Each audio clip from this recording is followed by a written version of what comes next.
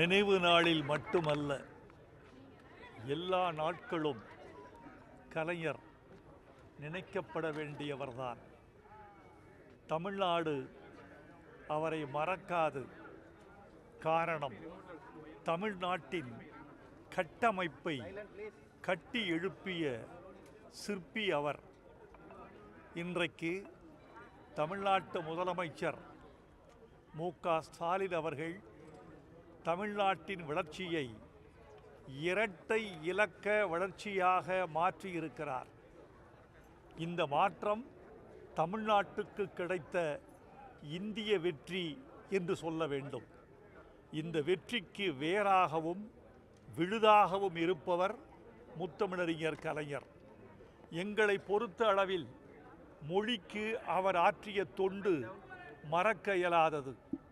தமிழுக்கு செம்மொழி என்ற பெருமையை அவர்தான் பெற்றுத் தந்தார்.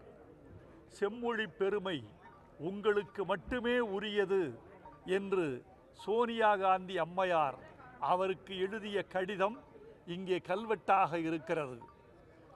அதேபோல் எங்களுக்கு இன்னொரு கனவு இருக்கிறது.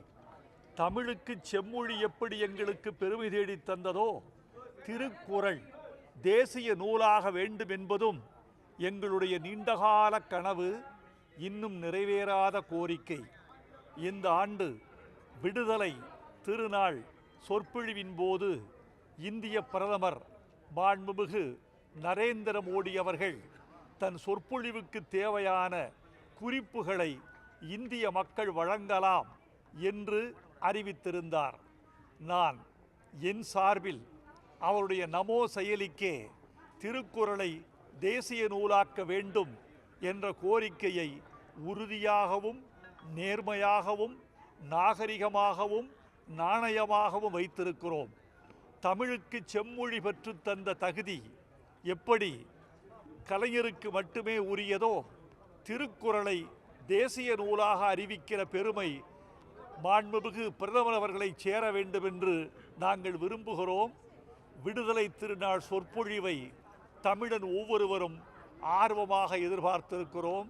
கலைஞர் புகழ் வாழ்க, அவர் கொள்கை வெல்க. நம்பிக்கைதானே வாழ்க்கை, நம்பிக்கைதானே நம்முடைய மரபு. எனவே எனக்கு நம்பிக்கை இருக்கிறது. அந்த நம்பிக்கையை அவர் மெய்ப்பிக்க வேண்டும் என்ற துடிப்பு அவருக்கும் இருக்கும் என்று நான் நம்புகிறேன். சமூக நீதி பார்வை உங்களுக்கு எப்படி இருக்கு சார்? கும்பகோணத்தில் கலைஞர் பல்கலைக்கழகத்துக்கு தமிழக அரசு ஒரு மசோதாவை அனுப்பி கவர்னர் அனுப்பிச்சு அதை இந்திய குடியரசுத் தலைவருக்கு அனுப்பிச்சிருக்காரு. இது காலதாமதம்னு நினைக்கிறீங்களா? இன்னைக்கு அவர் நினைவு நாள். இந்திய குடியரசுத் தலைவருக்கு அனுப்பப்பட்டிருக்கிற மசோதா வெற்றிகரமாக கையொப்பமிடப்பட்டு ஒப்புதல் தரும் என்ற நம்பிக்கையும் எனக்கு இருக்கிறது. ஆணவ கொலையாளிகளுக்கு உங்களுடைய கருத்து என்ன சார்? சமூக நீதி இன்னும் சரியாக நிரப்பப்படலை. இந்த நாட்டில் மதம் பெரிதா ஜாதி பெரிதா என்று ஒரு கேள்வி கேட்கப்பட்டது பெரியார் அவர்களை பார்த்து. பெரியார் சொன்னார், மதம் பெரிதல்ல, ஜாதிதான் பெரியது என்றார். ஏன் என்று கேட்டார்கள். நீங்கள் நினைத்தால் மதம் மாற முடியும், உங்களால் ஜாதி மாற முடியுமா? மதத்தை விட ஜாதி என்கிற அமைப்பு தான் இந்த நாட்டில் வேரோடி கிடக்கிறது, அழுத்தமாக இருக்கிறது, இன்னும் சொல்ல போனால் கெட்டிப்பட்டு கிடக்கிறது. நம்முடைய கல்வி, நம்முடைய நாகரிகம், நம்முடைய புதிய சிந்தனைகள் எல்லாமே ஜாதியை வேறு இருக்கக்கூடிய பாதையை நோக்கி நகர வேண்டும். அப்போதுதான் இதற்கு நிரந்தரமான தீர்வு கிடைக்கும் என்பது என் எண்ணம். தேசிய விருது பெற்றதில் ஆடு ஜீவிதத்துக்கும் அயோத்தியும் கிடைக்கல அதிருப்தியை வெளிப்பட்டீங்க. அதுல ஏதாவது அரசியல் இருக்குன்னு நினைக்கிறீங்க? அரசியல் இருக்கிறதோ இல்லையோ, அதிருப்தி இருக்கிறது.